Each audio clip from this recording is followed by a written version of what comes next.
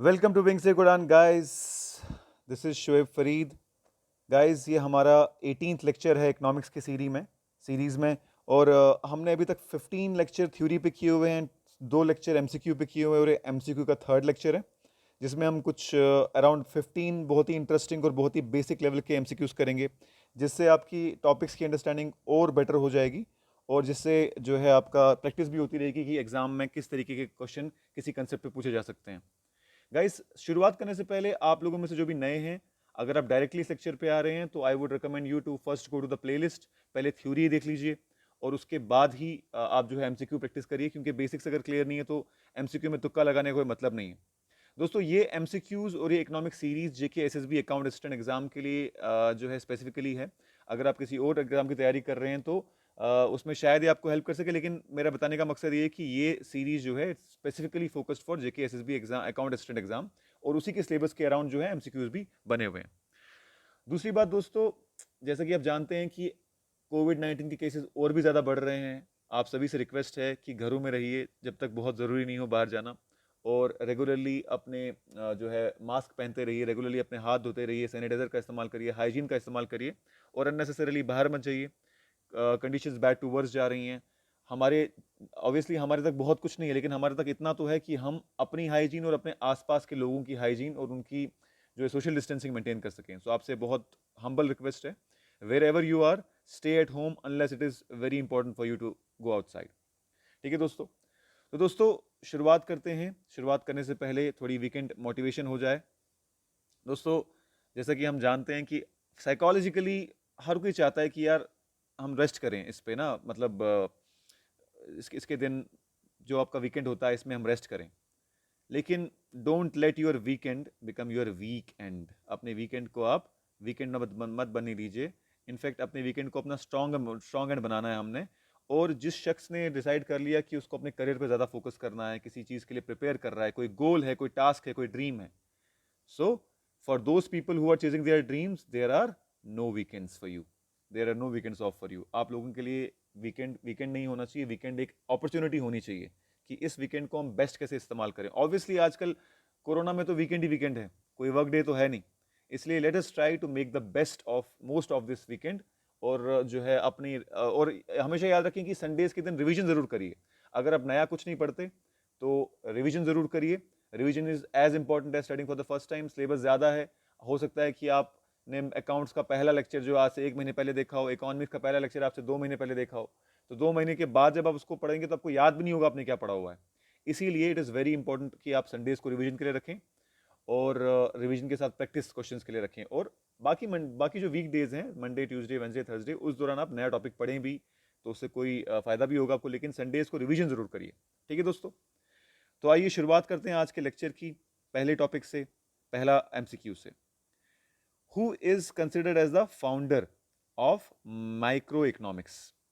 इनमें से किसको जो है, इन चार ऑप्शन में से किसको फाउंडर ऑफ माइक्रो इकोनॉमिक्स कहा जाता है? ऑप्शन में क्या क्या है?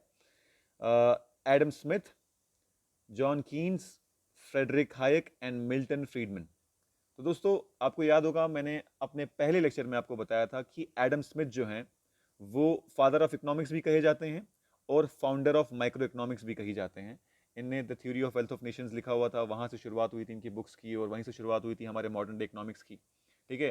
तो इसे एडम स्मिथ को जो है founder of father of economics भी कहा जाता है और फाउंडर ऑफ माइक्रो इकोनॉमिक्स भी कहा जाता है। So answer would be what? A, Adam Smith. ठीक है दोस्तों? दूसरा सवाल देखते हैं। Who is considered as the founder of macro economics? Macro micro और मैक्रो में तो मैंने आपको डिफरेंस पहले भी बताया हुआ है कि माइक्रो जो होता है इंडिविजुअल लेवल पे होता है, हाउस होल्ड लेवल पे होता है, कंपनी लेवल पे होता है, और मैक्रो जनरली कंट्री के लेवल पे होता है। ठीक है? तो मैक्रो में ज्यादा काम, या फिर जिसको हम founder of modern economics macro economics कहेंगे, मॉडर्न मैक्रो इकोनॉमिक्स, इन चार ऑप्शन में से कौन कौन है? ऑप्शन क्या है? Adam Smith, John Keynes, Friedrich Hayek and Milton Friedman. दोस्तों, इसका आंसर है John Keynes, John Maynard Keynes. Founder of micro economics हमने एडम स्मिथ देखा, और फाउंडर ऑफ मैक्रो इकोनॉमिक्स कौन रहेगा? John Maynard Keynes. इसको याद कर लीजिए। ठीक है दोस्तों? तो नेक्स्ट क्वेश्चन पे बढ़ते हैं। नेक्स्ट क्वेश्चन क्या है? Consider a world without scarcity of resources. एक ऐसा वर्ल्ड इमेजिन करिए जिसमें रिसोर्सेज की कोई स्कार्सिटी नहीं है। रिसोर्सेज आपको याद होगा, मैंने अपने डिफरेंट लेक्चर्स में बताया भी है कि रिसोर्स इकोनॉमिक टर्म्स में रिसोर्स हर वो चीज़ है जिस जो जो आपको इकोनॉमिक एक्टिविटी करने में हेल्प करे। इसमें आपका लैंड आ गया, इसमें आपका मनी आ गया, गोल्ड आ गया, फसल आ गया, हर वो चीज़ जो आपको खरीद फरोख्त में मदद करे उसको आप रिसोर्स कह सकते हैं इकोनॉमिक टर्म्स में। तो consider a world without scarcity of resources. एक ऐसा वर्ल्ड इमेजिन करिए जिसमें कोई रिसोर्स की स्कार्सिटी नहीं है, ठीक है। तो उस केस में क्या होगा ये पूछ रहा है वो। Then what would be the consequences? All prices would be zero, जितनी भी प्राइसेस होंगी वो जीरो होंगी। B, markets would be unnecessary, markets का कोई काम नहीं होगा। C, economics would no longer be a useful subject, economics का काम ही क्या रहेगा। या फिर d, all of the above. दोस्तों आपको याद होगा मैंने आपको बताया है डिफरेंट टाइम पे कि इकोनॉमिक्स एक ऐसा सब्जेक्ट है जो हमें अपने रिसोर्सेज को ऑप्टिमम यूटिलाइजेशन में हेल्प करता है, क्योंकि रिसोर्सेज लिमिटेड है ना। जितने भी रिसोर्सेज अर्थ पे वो लिमिटेड है ना भाई, जितनी अर्थ है उतनी रहेगी, जितना जितना वाटर है उतना ही है, वाटर लगातार रिसाइकल हो रहा है ना। और जितनी लैंड है, परसेंटेज ऑफ लैंड, वो भी सेम ही रह रही है। और इन्हीं लिमिटेड रिसोर्सेज को यूज़ करके हम इकोनॉमिक्स कर रहे हैं। लेकिन एक ऐसा सिनेरियो इमेजिन करो जब रिसोर्सेज लिमिटेड रहे ही नहीं, यानी स्कार्सिटी रही ही नहीं, रिसोर्सेज अनलिमिटेड हो गए, यानी कोई भी रिसोर्स स्कार्स नहीं। कोई भी रिसोर्स स्कार्स नहीं का मतलब कोई भी रिसोर्स लिमिटेड नहीं है, अनलिमिटेड है। अगर अनलिमिटेड रिसोर्सेज हैं तो आपको प्राइसेस की तो जरूरत ही नहीं रहेगी, क्योंकि हर किसी के पास रिसोर्स रहेगा। ये एक यूटोपियन कंसेप्ट है, समझने में सोचने में अजीब सा लगता है कि ऐसा कैसे हो सकता है कि अनलिमिटेड रिसोर्सेज होंगे। जब रिसोर्सेज कोई चीज़ अनलिमिटेड होती है उसकी वैल्यू बिल्कुल क्या हो जाती है, जीरो हो जाती है? पानी देख लो, एक हिसाब से comparative to other things, Jammu Kashmir में एटलीस्ट पानी इतना ज़्यादा है कि हम इसको रिसोर्स नहीं मानते। हर जगह पर प्रेजेंट है, नदियाँ हैं, लेक्स हैं, स्प्रिंग्स हैं, चश्मे हैं। तो हमारे यहाँ पानी कोई बड़ा रिसोर्स नहीं है। लेकिन राजस्थान में पानी एक अपने आप में एक बहुत बड़ा रिसोर्स माना जाता है। एक रेगिस्तान में, सहारा डेजर्ट में पानी की बहुत वैल्यू है। एक ऐसी जगह पर जहाँ नेचुरल वाटर रिसोर्सेज नहीं है तो वहाँ पानी को बेचा भी जाता है इनफैक्ट, है ना। तो दोस्तों, जितना कोई रिसोर्स कम होगा उतना उसकी प्राइस ज़्यादा होगी। जब वो रिसोर्स अनलिमिटेड हो गया तो उसका प्राइस भी क्या हो जाएगा, ज़ीरो हो जाएगा। ठीक है दोस्तों, तो पहला पहला ऑप्शन तो सही है कि प्राइसेस जो हो जाएंगी ज़ीरो हो जाएंगी। Market would be unnecessary, markets क्या है, एक ऐसी जगह जहाँ बायर और सेलर आता है। अब जब रिसोर्सेज लिमिटेड है ही नहीं तो कौन बेचेगा और कौन खरीदेगा, तो ऑब्वियसली मार्केट्स भी क्या हो जाएंगी, अननेसेसरी हो जाएंगी। अच्छा, economics would no longer be useful as subject, economics हमें डील कराता है किस तरीके से चीज़ों को बनाएं, किस तरीके से चीज़ों को ऑप्टिमल यूटिलाइजेशन करें। जब रिसोर्सेज अनलिमिटेड हैं, स्कार्स नहीं है, तो इसका मतलब है कि हमें ये भी ज़रूरत नहीं कि हम उनको ऑप्टिमल यूज़ करें, तो हम आराम से जैसे भी यूज़ करना चाहते हैं कैसे कर सकते हैं। डी ऑप्शन है ऑल ऑफ द, तो उसका आंसर क्या हो जाएगा, डी। तो answer is D is the answer. ठीक है, नेक्स्ट क्वेश्चन पे बढ़ते हैं दोस्तों। The goal of pure market economy, the goal of pure market economy is to meet the desire of. एक प्योर मार्केट इकोनॉमी का असल में क्या गोल होता है, किसकी डिजायर को मीट करना। क्या वो कंपनी की डिजायर को मीट कर रहे हैं, क्या वो वर्कर्स की डिजायर को मीट कर रहे हैं, क्या वो गवर्नमेंट की डिजायर को मीट कर रहे हैं, या फिर वो कंज्यूमर की डिमांड को मीट कर रहे हैं। भाई मार्केट एग्जिस्ट ही करती है किसके लिए, कंज्यूमर्स के लिए। मार्केट क्यों खुला हुआ है, ताकि जो खरीदार आए और सामान खरीदें। इसका मतलब अगर हम प्योरली मार्केट इकोनॉमी की बात करें, एक ऐसी इकोनॉमी जो प्योरली मार्केट पे रन करती है, उसका सिर्फ एक ही पर्पस होगा कि वो किसकी डिजायर को मीट करे, कंज्यूमर की डिजायर, कंज्यूमर को। कंज्यूमर ही वो खरीद रहा है, कस्टमर ही खरीद रहा है, तो असल में उसका पर्पस होगा कि वो कंज्यूमर्स की डिजायर को मीट करे, कंज्यूमर की डिजायर को सेटिस्फाई करे, उसके अलावा उसको कोई मतलब नहीं होगा। तो आंसर क्या आ जाएगा, ए। ठीक है दोस्तों, आगे बढ़ते हैं। The law of demand means, अब डिमांड और सप्लाई मैंने आपको पढ़ाया हुआ है, law of demand, law of supply, the law of diminishing marginal utility. अगर आपको उसका ग्राफ याद होगा तो आप ये आंसर कर पाएंगे। The law of demand means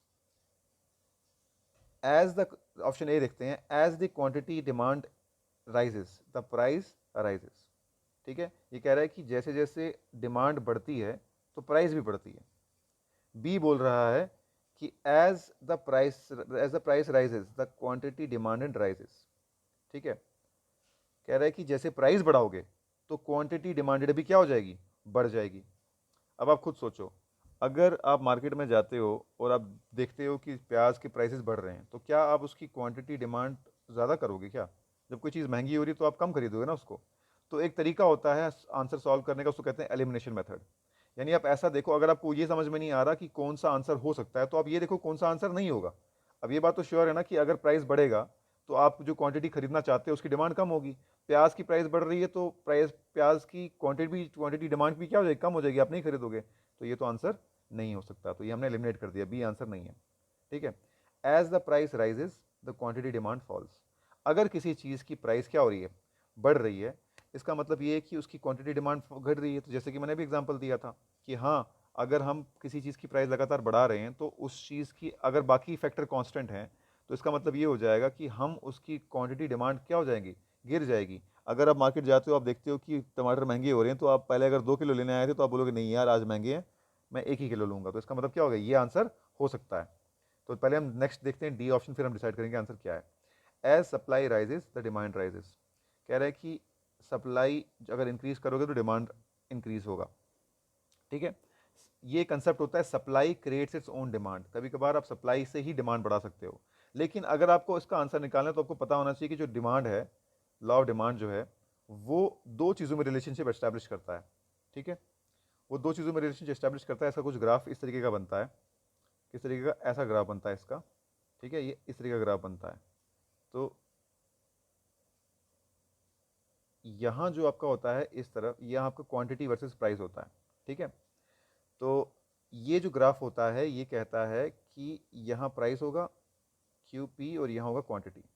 कह रहा है जितना प्राइस आप क्या करोगे, इंक्रीज करोगे, उतनी डिमांड क्या हो जाएगी, डिक्रीज हो जाएगी। जितना प्राइस, ये अगर 1 है और ये अगर 2 है प्राइस का, ये हमारा 1 है ये 2 है, 1 प्राइस पे देखो जो क्वांटिटी डिमांडेड है क्या है, वो ज़्यादा है, और 2 प्राइस पे देखो क्वांटिटी डिमांडेड क्या है, कम है।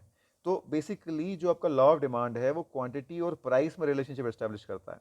और आप देखो, और ये कहता है कि क्वांटिटी और प्राइस इन्वर्सली रिलेशन है, यानी जितना ज़्यादा प्राइस होगा उतनी कम क्वांटिटी, जितना कम प्राइस होगा उतनी ज़्यादा क्वांटिटी। अब देखो एक ही ऑप्शन है जो प्राइस और क्वांटिटी में क्या कर रहा है, रिलेशनशिप एस्टैब्लिश कर रहा है, और जो बता रहा है कि हाँ जब प्राइस इंक्रीज होगी तो डिमांड डिक्रीज होगी। तो आंसर हमारा क्या हो जाएगा, सी। C is the answer. ठीक है दोस्तों। तो नेक्स्ट नेक्स्ट में बढ़ते हैं, question number 6। The subject matter of economics is concern with. कह रहा है कि इकोनॉमिक्स जो हम पढ़ते हैं वो दरअसल किन चीज़ों से कंसर्न है, किन चीज़ों के लिए वो, किन चीज़ों के इर्द गिर्द वो बातें होती हैं इकोनॉमिक्स में। क्या वो प्रोडक्शन के इर्द गिर्द होती हैं, क्या वो डिस्ट्रीब्यूशन और एक्सचेंज के इर्द गिर्द होती हैं, क्या वो कंजम्पशन के इर्द गिर्द होती हैं, या फिर ऑल ऑफ द अबव है। दोस्तों, प्रोडक्शन, डिस्ट्रीब्यूशन, एक्सचेंज, कंजम्पशन, ये सभी जो है ये इकोनॉमिक्स का पार्ट है।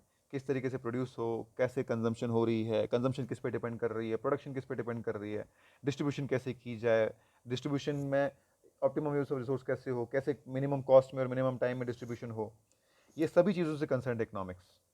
इसीलिए इसका आंसर क्या हो जाएगा, डी। Answer is D. ठीक है दोस्तों, नेक्स्ट क्वेश्चन करते हैं। The economic problem arises since. Economic जो प्रॉब्लम है कि भाई कभी प्राइस बढ़ रहे हैं, कभी क्वांटिटी डिक्रीज हो जा रही है, कभी कुछ हो रहा है, कुछ ना कुछ प्रॉब्लम्स इकोनॉमी में आ ही रही हैं। जैसे अभी अब देखो, अभी आपका क्या चल रहा है, कोविड चल रहा है। कोविड की वजह से क्या प्रॉब्लम्स हो रही हैं, कोविड की वजह से प्रॉब्लम क्या हो रही है कि भाई लोगों को जॉब नहीं मिल रहा, पैसे नहीं मिल रहे। जो सब्जी वाले हैं वो सब्जी उनकी ख़राब हो रही है, पड़े पड़े बेच नहीं पा रहे। जो दुकानदार है वो नया सामान नहीं ला पा रहे, उनका पुराना सामान पड़े पड़े ख़राब हो जाता होता जा रहा है। तो इकोनॉमी पे बड़ा स्ट्रेन है। तो क्या वजह है, जब भी इकोनॉमिक्स प्रॉब्लम आती है क्यों आती है। 4 ऑप्शन दिए हुए, देखते हैं क्या क्या दिए हुए हैं। Number 1, wants are unlimited. बिल्कुल सही बात है, इंसान की जो वांट है वो हमेशा अनलिमिटेड है। आप सोचो, अगर आप अभी बोल रहे हो मैं अकाउंट असिस्टेंट बन जाऊँ, जब आप अकाउंट असिस्टेंट बन जाओगे आप बोलोगे मैंने एग्जाम क्वालिफाई कर दिया तो शायद मैं केएस एग्जाम भी क्वालिफाई कर सकता हूँ, तो फिर आपकी वांट क्या हो जाएगी, केएस की। जब आप केएस क्वालिफाई कर दोगे आप बोलोगे यार अब मैं आईएएस भी करना चाहूँगा। वैसे ही सिमिलरली जब इंसान छोटा होता है, इंसान कहता है मुझे साइकिल मिल जाए तो यार मज़ा ही आ जाए ज़िंदगी का। साइकिल मिलता है तो थोड़ा बड़ा होता है, इंसान बोलता है कि नहीं अब मुझे क्या चाहिए, अब मुझे बाइक चाहिए यार। अब जब इंसान बाइक खरीदता है तो इंसान सोचता है यार नहीं बाइक तो ठीक है, अब गाड़ी भी अगर हो जाती तो मज़ा ही आ जाता। कहने का मतलब है कि इंसान की जो वांट्स हैं वो क्या है, अनलिमिटेड है। ठीक है। तो ये ऑप्शन लग रहा है कि हाँ भाई इसकी वैसी भी प्रॉब्लम राइज होती है। अच्छा, रिसोर्सेज लिमिटेड हैं क्या, बिल्कुल सही बात है, रिसोर्सेज क्या है, लिमिटेड है। भाई लैंड लिमिटेड है, वाटर लिमिटेड है, गोल्ड लिमिटेड है, तो हमारे रिसोर्सेज जो प्रेजेंट है हमारे पास वो लिमिटेड है, जिसका इस्तेमाल करके हम कुछ लिमिटेड प्रोडक्ट्स बना सकते हैं। इसीलिए प्रॉब्लम आती है, ये भी एक प्रॉब्लम का वजह है। Resources are capable of alternate uses. Resources जो है, एक रिसोर्स अलग अलग जगह पे इस्तेमाल हो सकता है, बात सही है। भाई आप जो है आटे को आप रोटी बना के खा लो, आप ब्रेड बना लो, आप उसका केक बना लो, एक रिसोर्स 10 जगह इस्तेमाल हो सकता है। तो इसीलिए एक रिसोर्स की डिमांड डिफरेंट डिफरेंट लोगों से है। अगर एक रिसोर्स सिर्फ एक काम करता तो दूसरा उसकी डिमांड नहीं करता, तो शायद बराबरी हो जाती, लेकिन क्योंकि एक रिसोर्स बड़ी जगह पर इस्तेमाल होता है, ऑल्टरनेट यूज़ होते हैं, वो भी एक प्रॉब्लम है। इसीलिए हम ऑफिस का आंसर आ जाएगा डी, यानी आंसर क्या हो जाएगा, D is the correct answer of question number 7। The economic problem arises because of all these three. ठीक है, नेक्स्ट में मूव ऑन करते हैं। Question number 8, the term production refers to, production terms का मतलब क्या है? ऑप्शन ए क्या है, producing things which are capable of satisfying human wants, ऐसी चीज़ें प्रोड्यूस करना जो ह्यूमन वांट्स को सेटिस्फाई करता है, बात सही है। क्रिएशन और एडिशन ऑफ यूटिलिटीज़, किसी चीज़ को क्रिएट करना या फिर किसी चीज़ में कोई एडिशन करना, उसको भी प्रोडक्शन कहते हैं, बिल्कुल बात सही है। Number C, transformation of input into output, आप प्रोडक्शन में बेसिकली कर क्या रहे हो, आप प्रोडक्शन में कोई चीज़ इनपुट ला रहे हो। फॉर एग्जांपल आप शर्ट बना रहे हो, एक आपने कपड़ा लाया, आपने बटन्स लाए, आपने कलर लाया, उन सबको आपने इनपुट दिया और मशीन ने इसको बनू के क्या बना दिया, आउटपुट में उसको एक शर्ट बना दिया कपड़े को, तो ये भी प्रोडक्शन ही ऑब्वियसली। ठीक है, फिर आ गया D, all of the above, तो हमारा यहाँ भी आंसर हो जाएगा all of the above. Production जो है इन चारों के चारों ऑप्शंस जो है को सेटिस्फाई कर रहा है, तो आंसर क्या हो जाएगा, डी। दोस्तों मैंने मैक्सिमम जो ऑप्शन रखे हैं वो जो हैं ए बी सी डी रखे हुए हैं, ताकि आपको जो है साथ साथ में थ्योरी भी प्रैक्टिस होती रहे, आंसर भी होते रहे, तो इनकी स्क्रीनशॉट्स लेके रखो, संभाल के रखो, रिवीजन के वक्त काम आएंगे। ठीक है ना, और अपने साथ साथ आंसर भी मार्क करते रहा करो। ठीक है, अब बढ़ते हैं क्वेश्चन नंबर 9 पे। Production is said to be efficient when, production को कब एफिशिएंट कहा जाएगा, the reallocation of resources can not increase the production of article even by 1 unit. देखो दोस्तों, प्रोडक्शन में आपके पास रिसोर्सेज होते हैं, प्रोडक्शन में आपके पास रिसोर्सेज होते हैं, उन रिसोर्सेज को आप यूज़ करके एक आउटपुट क्रिएट करते हो, एक आउटपुट बनाते हो, कोई चीज़ बनाते हो। तो जब आपका प्रोडक्शन जो है, जब आपने बोला कि भाई हाँ इतना मेरे पास प्रोडक्शन है, इतना मेरे पास इनपुट है, इतना मेरे पास रॉ मटेरियल है, इतना मेरे पास कपड़ा है, इतने मेरे पास बटन है, अगर मैं इसको ऐसे इस्तेमाल करूँगा कि मेरे को मिनिमम जो है वेस्टेज हो, तो आपको एक ऐसा देखते हो कि यार हाँ भाई इस बार ही मुझे 100 शर्टें प्रोड्यूस करनी है, मेरे पास 200 शर्ट्स का मटेरियल है, तो एक काम करता हूँ कि मैं 100 शर्ट्स का मटेरियल यूज़ करता हूँ, और अभी मेरे पास बटन्स कम है लेकिन नेक्स्ट बैच के लिए बटन्स मेरे पास पड़े हैं, वो इस्तेमाल कर लूँगा। तो रीएलोकेशन सोर्स का मतलब हो गया एक जगह से उठा के दूसरी जगह पर रखना, ताकि आपका maximum utilization, optimum utilization of resources हो जाए। तो कह रहा है कि प्रोडक्शन एफिशिएंट कब होगी, number A, the relocation of resources can not increase the production of the article even by 1 unit, यानी अगर आप रीलोकेशन भी करते हो, जिस जिस जिस जगह पे जो रिसोर्स पड़ा हुआ है उस रिसोर्स को आपने रिलोकेट कर दिया, अगर उसको आप अगेन रिलोकेट करने की कोशिश करोगे, एक भी एडिशनल यूनिट नहीं बनेगा आपका, चाहे आप कुछ भी प्रोड्यूस कर रहे हो, चाहे आप पेन प्रोड्यूस कर रहे हो, एक शर्ट प्रोड्यूस कर रहे हो, एक चेयर प्रोड्यूस कर रहे हो, यानी आप कितना भी रिलोकेशन कर दो रिसोर्सेज का, यहाँ से वहाँ उठा के रखो, वहाँ से वहाँ उठा के रखो, एक भी नया यूनिट नहीं बना पाओगे। नंबर सेकंड ऑप्शन क्या है, more output is produced with the given input, आप सेम आउट इनपुट से ज़्यादा आउटपुट क्रिएट कर सकते हो, resources are fully employed, c and d all of the above. दोस्तों इस केस में सबसे ज़्यादा जो आपका अप्रोप्रिएट आंसर है वो होगा ए, यानी तब हम कहेंगे प्रोडक्शन कोएफिशिएंट जब रीएलोकेशन होने के बाद भी कोई एक भी आप वो नहीं बना पाओ, एक भी एडिशनल यूनिट क्रिएट नहीं कर पाओ। ठीक है दोस्तों, तो नेक्स्ट क्वेश्चन पे आते हैं। नेक्स्ट क्वेश्चन है, which one of the following comes under macro economics, इनमें से कौन सा आइटम हम बोल सकते हैं कि वो मैक्रो इकोनॉमिक्स का पार्ट आता है, माइक्रो का नहीं। नंबर एक क्या है, पर कैपिटा इनकम। पर कैपिटा इनकम क्या होता है, जब हम किसी कंट्री के नेशनल इनकम को डिवाइड करते हैं उसकी पॉपुलेशन के साथ, तो उसको कहेंगे हम पर कैपिटा इनकम। अगर नेशनल इनकम इतनी है, डिवाइड बाय पॉपुलेशन करो तो हमें पता चल जाएगा हर इंसान की कितनी इनकम है, बात सही है। तो नेशनल लेवल पे बात कर रहे हैं, तो per capita income can be our answer. Second option देखते हैं, study of firms. Study of a firm का मतलब हो गया कि आप किसी स्टडी का फर्म कर रहे हैं, फर्म का स्टडी कर रहे हैं। तो मैंने आपको बताया था कि individual level, house hold level, firm level, company level पे जब बात करते हैं वो क्या होता है, माइक्रो इकोनॉमिक्स होता है, मैक्रो नहीं होता। इसका मतलब है कि ये तो आंसर नहीं होगा। Individual income, again individual level पे बात कर रहे हैं, ये भी आंसर नहीं होगा। थ्योरी ऑफ फैक्टर प्राइसिंग, ये भी आंसर नहीं होगा। तो आपका आंसर क्या आ गया, आपका आंसर आ गया A, per capita income is the part of macro economics. ठीक है, नेक्स्ट क्वेश्चन देखते हैं, production and consumption takes place simultaneously in case of, production और कंजम्पशन एक ही वक्त पर हो जाता है किस किस्म की चीज़ में, किस किस्म की गुड्स में, किस किस्म की सर्विस में। क्या ऐसा होता है कि गुड्स में, भाई कोई भी गुड प्रोड्यूस कर रहे हो, जब वो प्रोड्यूस हो रहा था क्या उसी वक्त उसका कंजम्पशन हो जाता है? नहीं। बात सही है ना भाई? जिस वक्त आप गुड प्रोड्यूस कर रहे हो, पहले वो गुड प्रोड्यूस होगा, फिर मार्केट में आएगा, फिर कोई खरीदेगा, फिर उसका कंजम्पशन होगा, तो गुड तो ऑप्शन नहीं हो सकता। Next is what? Services. Services दोस्तों, जैसे कि अभी मैंने आपको जो है सर्विस में प्रोवाइड कर रहा हूँ, मैं आपको एजुकेशन सर्विस प्रोवाइड कर रहा हूँ, तो आपको जिस वक्त में प्रोवाइड कर रहा हूँ आप उसी वक्त कंज्यूम कर रहे हो। इसका मतलब है ऐसा नहीं होता सर्विस में कि पहले वो कंपनी जाएगी, फिर वो प्रोड्यूस होगा, फिर आपके तक पहुंचेगी, तब वो कंज्यूम करोगे आप। ठीक है? जैसे मैं आपका अगर फॉर एग्जांपल वीडियो अपलोड किया, आपने उसे कंज्यूम कर लिया उसको, है ना? तो सर्विस आंसर इज करेक्ट। तो जो सर्विसेज होती हैं उनमें प्रोडक्शन और कंजम्पशन साइमल्टेनियसली होता है। ठीक है दोस्तों? नेक्स्ट आते हैं 12 में, economies of scale. Economies of scale refers to advantages resulting from large scale production, disadvantages resulting from large scale production, advantage resulting from the increase in number of consumers, d all of the above। देखो दोस्तों, मैंने आपको पहले भी बताया हुआ है lectures में कि जब आप किसी चीज़ को बल्क में ऑर्डर करते हो तो आपको चीज़ें सस्ती पड़ती हैं। फॉर एग्जांपल आप बोलते हो कि यार आपको एक रूम को पेंट करना है, अब मान लो 1 लीटर के 10 डब्बे लगेंगे वहाँ पर। ठीक है? तो 10 लीटर पेंट लगेगा आपका।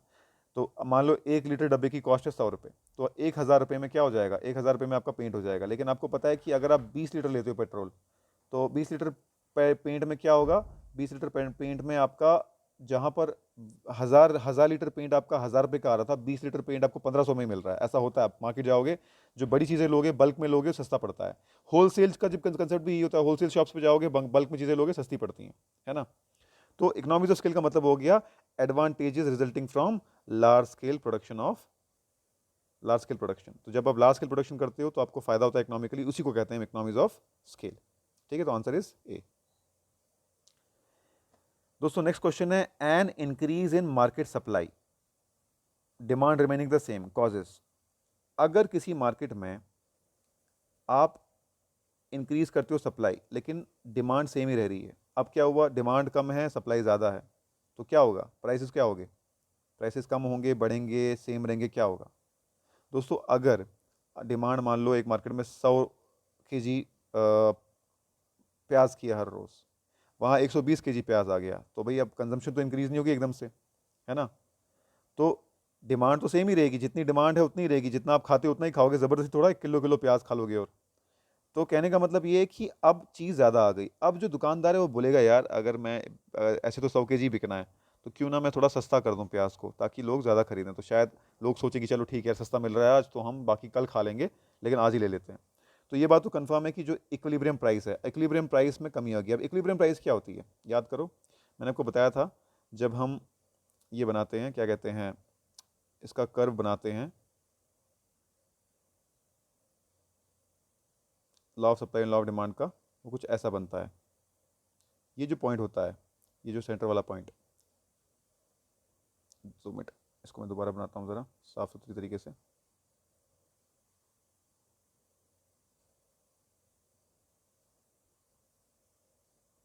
ये जो पॉइंट होता है, ये पॉइंट होता है इक्विलिब्रियम प्राइस पीई, और ये जो होता है ये होता है क्यूई, इक्विलिब्रियम क्वांटिटी।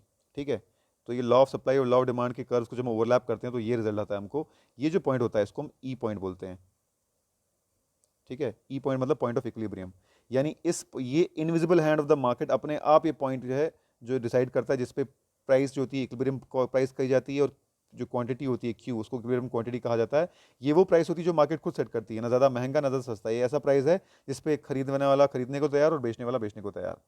तो जब भी सब मार्केट में सप्लाई ज़्यादा आ जाएगी और डिमांड सेम रहेगी, तो प्राइस में तो कमी आएगी ही आएगी। तो डिक्रीज इन इक्विलिब्रियम प्राइस तो है ही। तो ऑप्शन क्या आ गया? डिक्रीज इन इक्विलिब्रियम प्राइस यहाँ पर भी है और डिक्रीज इन इक्विलिब्रियम प्राइस यहाँ पर भी। तो ऑप्शन हमारा या तो, सॉरी यहाँ नहीं है, डिक्रीज इन इक्विलिब्रियम प्राइस हमारा यहाँ पर है सिर्फ, है ना? यहाँ तो इंक्रीज़ है और यहाँ पर भी इंक्रीज़ है। तो लेकिन एट द सेम टाइम क्योंकि चीज़ सस्ती हो गई तो सेम प्राइस पे आपको ज़्यादा क्वांटिटी मिलेगी, तो जो आपकी क्वांटिटी डिमांडेड है वो क्या हो जाएगी? मतलब क्वांटिटी जो आप दोगे एक सेम प्राइस पे वो ज़्यादा दोगे आप, क्योंकि सस्ती होगी चीज़ ना। तो ऑप्शन हो जाएगा आपका c. C is the correct answer. Next question करते हैं, an increase in market demand, supply remaining the same. अब इसने उल्टा कर दिया कि अगर सप्लाई सेम रही बट डिमांड बढ़ गई तो क्या होगा? अब सोचो ऐसा सिचुएशन कब हो सकती है भाई? मार्केट में लेट्स से कोई पर्टिकुलर किस्म की शर्ट है, ठीक है, तो या फिर कोई रेस्टोरेंट है जहाँ पर आप जाके खाना खाते हो, आपको उसका खाना पसंद है, लेकिन अचानक कोई सेलिब्रिटी वहाँ पर आ गया और वहाँ उसने खाना खा लिया। अब आप सब बोलोगे कि यार हम भी जाके खाएंगे, बात सही है ना। तो अगर उसकी वजह से सडन इंक्रीज इन डिमांड हो जाता है, लेकिन सप्लाई तो सेम रही, उनको नहीं पता था कि यार अगले दिन इतने सारे लोग आ जाएंगे हमारे पास खाना खाने, तो क्या हो जाएगा। अब पहली बात, क्योंकि डिमांड ज़्यादा है और सप्लाई कम है, प्राइस तो बढ़ेगा ही बढ़ेगा, ये बात सही है ना भाई। सबको चाहिए चीज़, तो वो प्राइस बढ़ा के भी बेच सकता है दुकानदार कि ठीक है तुझे चाहिए यहाँ पर खाना खाना है तो प्राइस ज़्यादा पे करना पड़ेगा, तो लोग कहेंगे ठीक है यार प्राइस ज़्यादा ले ले, लेकिन करेंगे हम। But at the same time इस केस में क्वांटिटी भी इंक्रीज राइज होती है, ठीक है। यानी कहने का मतलब ये है कि दोनों केसेस में चाहे डिमांड कांस्टेंट रख के सप्लाई को बढ़ा दो, चाहे सप्लाई को कांस्टेंट रख के डिमांड को बढ़ा दो, क्वांटिटी तो इंक्रीज करेगी करेगी, इक्विलिब्रियम क्वांटिटी। लेकिन पहले केस में आपका इक्विलिब्रियम प्राइस क्या होगा, डिक्रीज होगा, और सेकंड केस में इक्विलिब्रियम प्राइस इंक्रीज होगा। Next question and last question की तरफ देखते हैं। कहते हैं कि difference between GDP and NDP. GDP हो गया ग्रॉस डोमेस्टिक प्रोडक्ट, एनडीपी हो गया नेट डोमेस्टिक प्रोडक्ट, क्या है। दोस्तों आपको याद होगा जब हमने नेशनल इनकम किया था तो मैंने आपको बताया था जो वेयर एंड टेयर होता है, डेप्रिसिएशन होता है, उसको अगर आप निकाल दो जीडीपी में से तो बच जाएगा क्या, एनडीपी। तो अगर उसको मैं 1 कहूँ और उसको अगर मैं 2 कहूँ तो 1 minus depreciation is equals to 2 आ जाता है, बात सही है। ठीक है, दोबारा देखो, अगर ये जीडीपी 1 है और ये 2 है, तो मैं अगर ऐसा कहूँ कि 1 minus depreciation is equals to 2, सही बात है। और अगर आप 1 माइनस 2 करोगे, सिंपल मैथमेटिक्स है, तो डी को इस तरफ ले आओ तो वो आ जाएगा डी, यानी difference between GDP and NDP will be equals to D, depreciation. तो आंसर इज डी। दोस्तों ये थे कुछ इंटरेस्टिंग एमसीक्यूज, उम्मीद है आपको पसंद आए होंगे। इनको रिवाइज अच्छे से करो, जो कोई चीज़ समझ में नहीं आए तो कमेंट सेक्शन में डालो, हम उसका आंसर देंगे। तो दोस्तों फिर मिलते हैं नेक्स्ट इंटरेस्टिंग लेक्चर्स के साथ, तब तक के लिए thank you so much guys. Don't forget to subscribe, don't forget to share, don't forget to like and comment. Thank you so much.